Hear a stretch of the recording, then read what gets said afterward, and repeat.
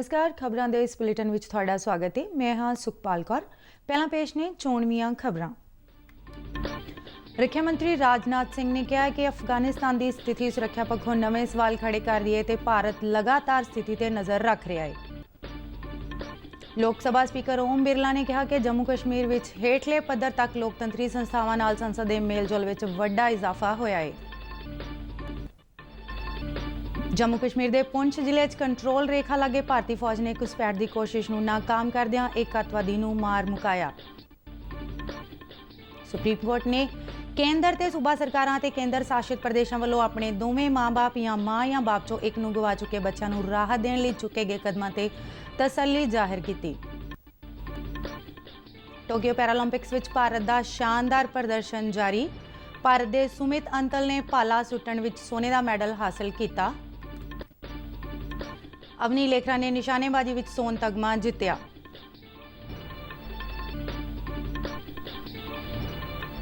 ते हुण खबरां विस्तार नाल। रक्षा मंत्री राजनाथ सिंह ने कहा है कि अफगानिस्तान की स्थिति सुरक्षा पक्षों नवे सवाल खड़े कर रही है ते भारत लगातार स्थिति ते नज़र रख रहा है। अज पंजाब यूनिवर्सिटी चंडीगढ़ विच बलराम जी दास टंडन मैमोरीयल लैक्चर में संबोधन करदे उन्होंने कहा कि सरकार भारतीयों की सुरक्षा के नाल यह भी यकीनी बनाना चाहती है कि राष्ट्र विरोधी ताकतां अफगानिस्तान स्थिति का फायदा उठाउंदियां सरहदों पार अतवाद नूं हलाशेरी ना देण। सरहदी सुरक्षा विषय ते लैक्चर दौरान राजनाथ सिंह ने कहा कि भारत नूं आज़ादी मिलण तो बाद ही कई भारत विरोधी ताकतां ने साडे देश विच अस्थिरता का माहौल बनाने की कोशिश की। उन्होंने अगे कहा कि पाकिस्तान की धरती तो इस पासे वाल जबरदस्त कोशिशां होईयां पर भारतीय फौज और सुरक्षा बलों ने हर एक चुनौती का सामना ही नहीं किया सगों इन्हां दा मूँह तोड़ जवाब दिता। रक्षा मंत्री ने कहा कि भारत और पाकिस्तान LOC ते गोलीबंदी लई राजी होया ते दोवें मुल्कां विचाले बेभरोसगी सदका भारत इंतजार करो ते वेखो दी नीति अपना रहा है। उन्होंने उम्मीद जाहिर की कि जो जम्मू कश्मीर विच धारा 370 और 35 हटा दित्तियां गईयां ने इस करके कश्मीर विच अतवाद समाप्त हो जाएगा। उन्होंने कहा कि धारा 370 और 35 लागू होने करके ही वखवादी शक्तियों को ताकत मिल रही सी। राजनाथ सिंह ने कहा कि यह गल सच है कि भारत और चीन विचाले सरहद बारे मतभेद ने पर इसके बावजूद कई समझौतियां ते प्रोटोकॉल के आधार पर दोवें ही देशों दी फौजां सरहदां की राखी करदियां ने। उन्होंने कहा कि पिछले साल पूर्वी लद्दाख विच सरहद नूं लैके विवाद होया क्यों जो चीनी फौज ने सहमति के प्रोटोकॉलों नूं नज़रअंदाज किया। उन्होंने जोर देके कहा कि भारतीय चीनी फौज नूं किसी भी हालत विच LAC ते एक तरफा ढंग नाल चलण दी आग्या नहीं दे सकता। उन्होंने गलवान घाटी विच भारतीय फौज वालों विखाए गए संजम बहादरी ते दलेरी नूं बेमिसाल करार दिंदियां कहा कि साडियां भविख दीयां पीढ़ियां इन्हां बहादुर सैनिकां ते हमेशा माण करनगियां। रक्षा मंत्री ने कहा कि लद्दाख और उत्तर पूर्व विच कई मूल ढांचा प्रोजैक्ट चल रहे हैं। उन्होंने कहा कि महज प्रोजैक्ट ही नहीं सगों कौमी सुरक्षा ग्रिड का महत्वपूर्ण हिस्सा भी ने। राष्ट्रीय सुरक्षा से जुड़े मुद्दों पर हम न राजनीति करते हैं न होने देते हैं। इसलिए भारतीय सेना और सुरक्षा बलों में यह भरोसा पैदा हुआ है कि राष्ट्र रक्षा के कर्तव्य पालन में उन्हें खुली छूट रहेगी और इससे सेना और सुरक्षा बलों का आत्मविश्वास और मनोबल कितना ऊंचा हुआ है इसका अनुमान आप इसी बात से लगा सकते हैं कि पिछले 7 सालों में भारत के हिंटरलैंड में एक भी बड़ी आतंकवादी घटना उन्होंने नहीं होने दी। लोकसभा स्पीकर ओम बिरला केंद्र शासित प्रदेश लद्दाख का दौरा करन मगरों इस समय केंद्र शासित प्रदेश जम्मू कश्मीर के दौरे ते श्रीनगर विच ने। उन्होंने इस दौरे का मकसद संसदीय आउटरीच प्रोग्राम तहत जम्मू और कश्मीर विच पंचायती राज संस्थावां नूं मजबूत करना है। स्पीकर ओम बिरला भलके इस प्रोग्राम का उद्घाटन करेंगे। इस तो पहला अज श्रीनगर पुजन ते स्पीकर ने कहा कि जम्मू कश्मीर विच हेठले पद्धर तक लोकतंत्री संस्थावां नाल संसद के मेलजोल विच वड्डा इजाफा होया है। उन्होंने दस्सिया कि 300 संसद मैंबरां वालियां कुछ 14 संसदीय कमेटियां ने केंद्र शासित प्रदेश जम्मू और कश्मीर का दौरा किया जिस तो जम्मू कश्मीर विच हेठले पद्धर तक लोकतंत्र और विकास लई संसद की वचनबद्धता जाहिर हुंदी है। उन्होंने कहा कि संसद मैंबरां ने आम लोगों नाल मुलाकात करके उन्हां दीयां तकलीफां सुनियां जिस नाल केंद्र शासित प्रदेश विच हाँ पक्षी वातावरण पैदा होया। आज़ादी का अमृत महोत्सव बारे गल करदिआं ओम बिरला ने कहा कि भारत की आज़ादी के 75 सालों के शानदार सफर दौरान भारतीय लोकतंत्र मजबूत बन गया है तो समय समय दी सरकारां ने भारत विच लोकतंत्र नूं होर मजबूत करन विच योगदान पाया। उन्होंने कहा कि संसद की आउटरीच पहल समर्था निर्माण और पंचायती राज संस्थावां की जवाबदेही और पारदर्शिता वधाउण वाल एक कदम है।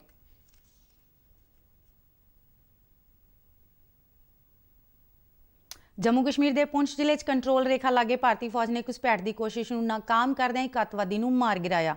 जम्मू स्थित रक्षा बुलारे लैफ्टिनेंट कर्नल देवेंद्र आनंद ने जम्मू विच दस्सिया कि कंट्रोल रेखा पारों ਪੁੰਛ ਸੈਕਟਰ ਵਿੱਚ ਅੱਤਵਾਦੀਆਂ ਨੇ ਭਾਰਤ ਵਿੱਚ ਘੁਸਪੈਠ ਕਰਨ ਦੀ ਕੋਸ਼ਿਸ਼ ਕੀਤੀ। ਭਾਰਤੀ ਫੌਜ ਦੇ ਚੌਕਸ ਜਵਾਨਾਂ ਨੇ ਏਕੀਕ੍ਰਿਤ ਨਿਗਰਾਨ ਗ੍ਰਿਡ ਦੀ ਮਦਦ ਨਾਲ ਇਸ ਦਾ ਪਤਾ ਲਗਾਇਆ ਤੇ ਅੱਤਵਾਦੀਆਂ ਨੂੰ ਚੁਣੌਤੀ ਦਿੱਤੀ, ਜਿਸ ਮਗਰੋਂ ਅੱਤਵਾਦੀਆਂ ਤੇ ਫੌਜੀ ਜਵਾਨਾਂ ਵਿਚਾਲੇ ਗੈਗਜ ਫਾਇਰਿੰਗ ਹੋਈ।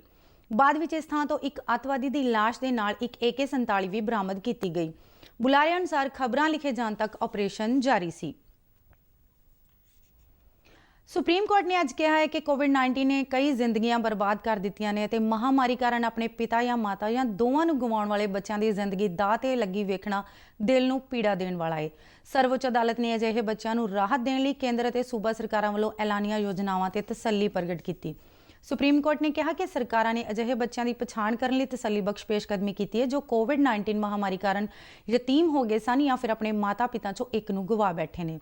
ਜਸਟਿਸ ਐਲ ਨਾਗੇਸ਼ਵਰ ਰਾਓ ਅਤੇ ਜਸਟਿਸ ਅਨੁਰੁੱਧ ਬੋਸ ਤੇ ਆਧਾਰਿਤ ਬੈਂਚ ਨੇ ਕਿਹਾ ਕਿ ਉਸ ਨੂੰ ਇਸ ਗੱਲ ਦੀ ਖੁਸ਼ੀ ਹੈ ਕਿ ਕੇਂਦਰ ਤੇ ਸੂਬਾ ਸਰਕਾਰਾਂ ਅਤੇ ਕੇਂਦਰ ਸ਼ਾਸਿਤ ਪ੍ਰਦੇਸ਼ਾਂ ਨੇ ਲੋੜਵੰਦ ਬੱਚਿਆਂ ਦੀ ਮਦਦ ਲਈ ਯੋਜਨਾਵਾਂ ਦਾ ਐਲਾਨ ਕੀਤਾ ਹੈ ਤੇ ਇਸ ਵਿੱਚ ਕੋਈ ਸ਼ੱਕ ਨਹੀਂ ਕਿ ਸੰਬੰਧਿਤ ਅਧਿਕਾਰੀ ਅਜਿਹੇ ਬੱਚਿਆਂ ਨੂੰ ਫੌਰੀ ਬੁਨਿਆਦੀ ਸਹੂਲਤਾਂ ਦੇਣ ਵਿੱਚ ਕੋਈ ਕਸਰ ਬਾਕੀ ਨਹੀਂ ਛੱਡਣਗੇ।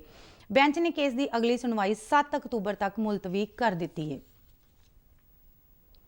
ਭਾਰਤ ਵਿੱਚ ਪਿਛਲੇ 24 ਘੰਟਿਆਂ ਦੌਰਾਨ 42,909 ਕੋਵਿਡ ਮਾਮਲੇ ਰਿਪੋਰਟ ਕੀਤੇ ਗਏ ਨੇ, ਜਦਕਿ 34,763 ਮਰੀਜ਼ ਠੀਕ ਹੋਏ ਨੇ। ਕੇਂਦਰੀ ਸਿਹਤ ਤੇ ਪਰਿਵਾਰ ਭਲਾਈ ਮੰਤਰਾਲਾ ਵੱਲੋਂ ਜਾਰੀ ਕੀਤੇ ਗਏ ਬਿਆਨ ਵਿੱਚ ਕਿਹਾ ਗਿਆ ਹੈ ਕਿ ਇਹਨਾਂ ਨਵੇਂ ਮਾਮਲਿਆਂ ਨਾਲ ਦੇਸ਼ ਵਿੱਚ ਪੁਸ਼ਟੀ ਵਾਲੇ ਕੁੱਲ ਮਾਮਲਿਆਂ ਦੀ ਗਿਣਤੀ 3,27,35,939 ਹੋ ਗਈ ਹੈ, ਜਿਨ੍ਹਾਂ ਵਿੱਚੋਂ 3,19,23,405 ਮਰੀਜ਼ ਠੀਕ ਹੋ ਕੇ ਘਰਾਂ ਨੂੰ ਪਰਤ ਚੁੱਕੇ ਨੇ। ਦੇਸ਼ ਵਿੱਚ ਇਸ ਵੇਲੇ 3,76,324 ਕੁੱਲ ਐਕਟਿਵ ਮਾਮਲੇ ਨੇ, ਜੋ ਪੁਸ਼ਟੀ ਵਾਲੇ ਕੁੱਲ ਮਾਮਲਿਆਂ ਦਾ 1.15% ਬਣਦਾ ਹੈ। ਮੰਤਰਾਲਾ ਨੇ ਦੱਸਿਆ ਕਿ ਸਿਹਤਯਾਬੀ ਦੀ ਦਰ 97.53% ਤੇ ਪਹੁੰਚ ਗਈ ਹੈ। ਬੀਤੇ 24 ਘੰਟਿਆਂ ਦੌਰਾਨ 380 ਵਿਅਕਤੀਆਂ ਦੀ ਮੌਤ ਹੋਈ ਹੈ, ਜਿਸ ਨਾਲ ਹੁਣ ਤੱਕ ਕਰੋਨਾ ਮਹਾਮਾਰੀ ਕਾਰਨ ਮਰਨ ਵਾਲਿਆਂ ਦੀ ਗਿਣਤੀ 4,38,210 ਹੋ ਗਈ ਹੈ।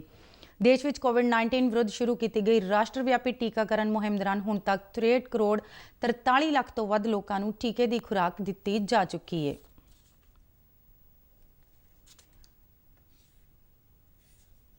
ਆਜ਼ਾਦੀ ਕਾ ਅੰਮ੍ਰਿਤ ਮਹਾਉਤਸਵ ਨੂੰ ਸਮਰਪਿਤ ਆਜ਼ਾਦੀ ਕਾ ਸਫ਼ਰ ਤਹਿਤ ਅਸੀਂ ਭਾਰਤ ਦੀ ਆਜ਼ਾਦੀ ਵਿੱਚ ਯੋਗਦਾਨ ਪਾਉਣ ਵਾਲੇ ਵੱਖ-ਵੱਖ ਮੰਨੇ ਪਰਮੰਨੇ ਅਤੇ ਗੁੰਮਨਾਮ ਆਜ਼ਾਦੀ ਸੰਗਰਾਮੀਆਂ ਦੇ ਜੀਵਨ ਦੇ ਪਹਿਲੂਆਂ ਤੋਂ ਤੁਹਾਨੂੰ ਜਾਣੂ ਕਰਵਾਉਂਦੇ ਹਾਂ। ਇਸ ਤੋਂ ਇਲਾਵਾ ਆਜ਼ਾਦੀ ਦੇ ਸੰਘਰਸ਼ ਨਾਲ ਜੁੜੀਆਂ ਹੋਰ ਗਤੀਵਿਧੀਆਂ ਬਾਰੇ ਵੀ ਦੱਸਦੇ ਹਾਂ।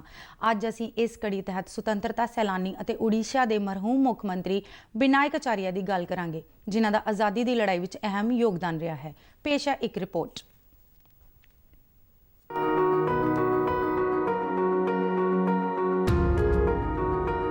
ਅੱਜ ਅਸੀਂ ਗੱਲ ਕਰਾਂਗੇ ਸੁਤੰਤਰਤਾ ਸੈਨਾਨੀ ਅਤੇ ਉੜੀਸਾ ਦੇ ਮਰਹੂਮ ਮੁੱਖ ਮੰਤਰੀ ਵਿਨਾਇਕ ਆਚਾਰੀਆ ਦੀ। ਇਹਨਾਂ ਦਾ ਜਨਮ 30 ਅਗਸਤ 1918 ਨੂੰ ਉੜੀਸਾ ਦੇ ਬ੍ਰਹਮਪੁਰ ਵਿੱਚ ਹੋਇਆ ਸੀ।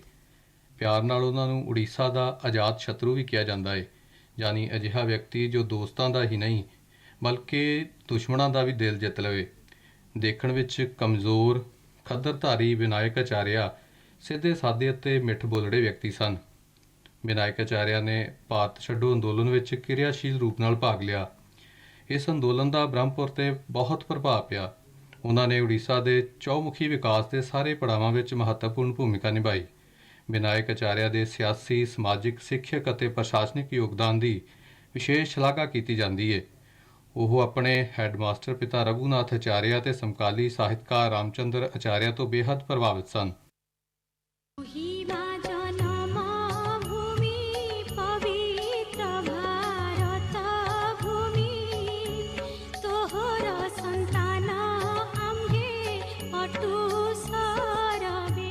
ਵਿਨਾਇਕ ਆਚਾਰੀਆ ਮੌਜੀ ਪ੍ਰਵਿਰਤੀ ਦੇ ਵਿਅਕਤੀ ਸਨ ਅਤੇ ਬਰਤਾਨਵੀ ਸ਼ਾਸਨ ਵਿੱਚ ਸਰਕਾਰੀ ਨੌਕਰੀ ਕਰਨ ਵਿੱਚ ਉਹਨਾਂ ਦੀ ਕੋਈ ਰੁਚੀ ਨਹੀਂ ਰਹੀ। ਇਸ ਲਈ ਹਿੰਜਲੀਕੱਟ ਵਿੱਚ ਗੈਰ ਸਰਕਾਰੀ ਹਾਈ ਸਕੂਲ ਵਿੱਚ ਨੌਕਰੀ ਕਰਨ ਲੱਗੇ।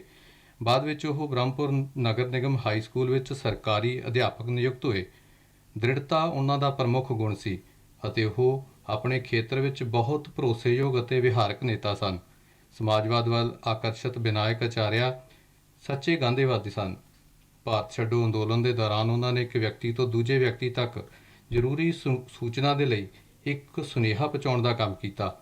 ਪ੍ਰਸਿੱਧ ਗਾਂਧੀਵਾਦੀ ਅਤੇ ਉੜੀਸਾ ਵਿੱਚ ਕੇਂਦਰੀ ਗਾਂਧੀ ਸਮਾਰਕ ਨਿਧੀ ਦੇ ਟਰਸਟੀ ਡਾਕਟਰ ਵਿਸ਼ਵਜੀਤ ਰਾਏ ਨੇ ਆਕਾਸ਼ਵਾਣੀ ਨਾਲ ਵਿਸ਼ੇਸ਼ ਗੱਲਬਾਤ ਦੌਰਾਨ ਮਹਾਨ ਸੁਤੰਤਰਤਾ ਸੈਨਾਨੀ ਵਿਨਾਇਕ ਆਚਾਰੀਆ ਦੇ ਯੋਗਦਾਨ ਨੂੰ ਯਾਦ ਕੀਤਾ। ਵਿਨਾਇਕ ਆਚਾਰੀਆ ਨੂੰ ਉੜੀਸਾ ਦੀ ਸਿੱਖਿਆ ਪ੍ਰਗਤੀ ਵਿੱਚ ਵੀ ਮਹੱਤਵਪੂਰਨ ਯੋਗਦਾਨ ਦਿੱਤਾ। ਉਹ ਵਧੀਆ ਅਧਿਆਪਕ ਦੇ ਰੂਪ ਵਿੱਚ ਹਰਮਨ ਪਿਆਰੇ ਸਨ। ਉਹਨਾਂ ਨੂੰ ਬ੍ਰਹਮਪੁਰ ਅਤੇ ਗੰਜਮ ਜ਼ਿਲ੍ਹੇ ਦੇ ਹੀ ਨਹੀਂ ਸਮੁੱਚੇ ਉੜੀਸਾ ਦੇ ਵਿਦਿਆਰਥੀ ਪਸੰਦ ਕਰਦੇ ਸਨ। ਸਾਰੇ ਉਹਨਾਂ ਨੂੰ ਪਿਆਰ ਨਾਲ ਬੀਨੂ ਮਾਸਟਰ ਕਹਿੰਦੇ ਸਨ।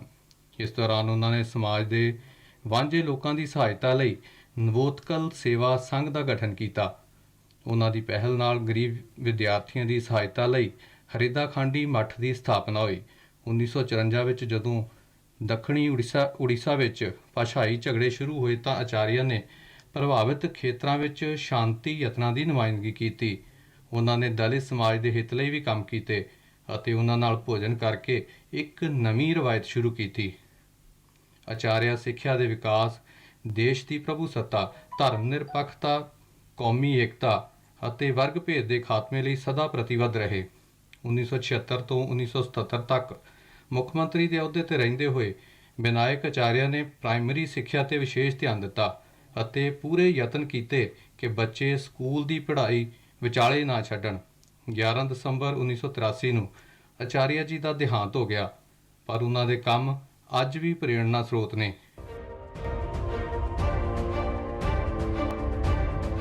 ਰਾਸ਼ਟਰ ਹਿੱਤ ਵਿੱਚ ਨਿਰਸਵਾਰਥ ਸੇਵਾ ਭਾਵ ਲਈ ਵਿਨਾਇਕ ਆਚਾਰੀਆ ਲੋਕਾਂ ਦੇ ਦਿਲਾਂ ਵਿੱਚ ਅੱਜ ਵੀ ਜਿਉਂਦੇ ਨੇ। ਸਮਾਜ ਸੁਧਾਰਾਂ ਲਈ ਉਹਨਾਂ ਦਾ ਉਤਸ਼ਾਹ ਲੋਕਾਂ ਨੂੰ ਸਦਾ ਸਮਾਜ ਦੇ ਕਮਜ਼ੋਰ ਵਰਗ ਨੂੰ ਉੱਚਾ ਚੁੱਕਣ ਅਤੇ ਉਹਨਾਂ ਦੇ ਸ਼ਕਤੀਕਰਨ ਲਈ ਕੰਮ ਕਰਨ ਦੀ ਪ੍ਰੇਰਣਾ ਦਿੰਦਾ ਰਹੇਗਾ।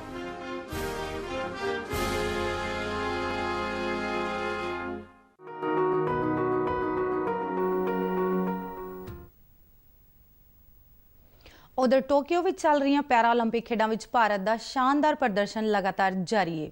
ਭਾਰਤ ਦੇ ਸੁਮਿਤ ਅੰਤਲ ਨੇ ਭਾਲਾ ਸੁੱਟਣ ਵਿੱਚ ਸੋਨੇ ਦਾ ਮੈਡਲ ਹਾਸਲ ਕੀਤਾ। ਉਸਨੇ 68.55 ਮੀਟਰ ਦੂਰ ਭਾਲਾ ਸੁੱਟ ਕੇ ਸੋਨੇ ਦਾ ਮੈਡਲ ਜਿੱਤਣ ਦੇ ਨਾਲ-ਨਾਲ ਨਵਾਂ ਰਿਕਾਰਡ ਵੀ ਸਥਾਪਿਤ ਕੀਤਾ। ਪੈਰਾਲੰਪਿਕਸ ਖੇਡਾਂ ਵਿੱਚ ਇਹ ਭਾਰਤ ਦਾ 7ਵਾਂ ਮੈਡਲ ਹੈ। ਇਸ ਤੋਂ ਪਹਿਲਾਂ ਭਾਰਤ ਦੀ ਅਵਨੀ ਲੇਖਰਾ ਨੇ 10 ਮੀਟਰ 에ਅਰ ਰਾਈਫਲ ਸਟੈਂਡਿੰਗ ਨਿਸ਼ਾਨੇਬਾਜ਼ੀ ਵਿੱਚ ਸੋਨ ਤਗਮਾ ਹਾਸਲ ਕਰਕੇ ਇਹਨਾਂ ਖੇਡਾਂ ਵਿੱਚ ਨਵਾਂ ਇਤਿਹਾਸ ਰਚਿਆ। ਡਿਸਕਸ ਥਰੋ ਵਿੱਚ ਵੀ ਭਾਰਤ ਦੇ ਯੋਗੇਸ਼ ਕਥੂਨੀਆ ਅਤੇ ਨੇਜਾ ਸੁੱਟਣ ਦੇ ਮੁਕਾਬਲੇ ਵਿੱਚ ਦੇਵੇਂਦਰ ਝਜਰੀਆ ਨੇ ਚਾਂਦੀ ਅਤੇ ਸੁੰਦਰ ਸਿੰਘ ਗੁਰਜਰ ਨੇ ਕਾਂਸੇ ਦਾ ਤਗਮਾ ਜਿੱਤਿਆ। ਇਸ ਤੋਂ ਪਹਿਲਾਂ ਭਾਰਤ ਦੇ ਦੋ ਐਥਲੀਟਾਂ ਭਾਵਨਾ ਪਟੇਲ ਨੇ ਟੇਬਲ ਟੈਨਿਸ ਅਤੇ ਨਿਸ਼ਾਦ ਕੁਮਾਰ ਨੇ ਲੌਂਗ ਜੰਪ ਵਿੱਚ ਚਾਂਦੀ ਦੇ ਤਗਮੇ ਜਿੱਤ ਕੇ ਭਾਰਤ ਨੂੰ ਸ਼ਾਨਦਾਰ ਕਾਮਯਾਬੀ ਦੀ ਰਾਹ ਤੇ ਤੋਰਿਆ ਸੀ। ਭਾਰਤ ਹੁਣ ਤੱਕ ਇਹਨਾਂ ਖੇਡਾਂ ਵਿੱਚ ਸੋਨੇ ਦੇ 2, ਚਾਂਦੀ ਦੇ 4 ਤੇ ਕਾਂਸੇ ਦਾ 1 ਤਗਮਾ ਹਾਸਲ ਕਰ ਚੁੱਕਿਆ ਹੈ।